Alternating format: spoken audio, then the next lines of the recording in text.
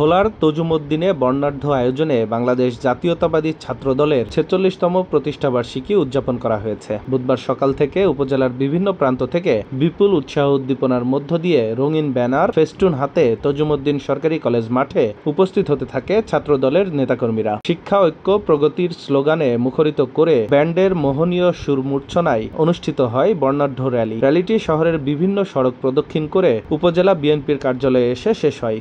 র্যালির নেতৃত্ব দেন উপজেলা ছাত্রদলের আহ্বায়ক মামুন হোসেন, সদস্য সচিব শরীফ হাওলাদার, যুগ্ম আহ্বায়ক শাহিন আলম অভি। পরে উপজেলা বিএনপির কার্যালয়ের সামনে আয়োজিত আলোচনা সভায় অংশ নেন উপজেলা বিএনপির আহ্বায়ক গোলাম মোস্তফা মিন্টু, সদস্য সচিব ওমর আসাদ রিন্টু, যুগ্ম আহ্বায়ক এ.কে.এম. মহিউদ্দিন জুলফিকার, উপজেলা যুবদল আহ্বায়ক হাসান মোহাম্মদ সাফা পিন্টু সহ অনেকে। এ সময় উপজেলা ও ইউনিয়ন ছাত্রদলের বিভিন্ন পর্যায়ের নেতাকর্মীরা উপস্থিত ছিলেন।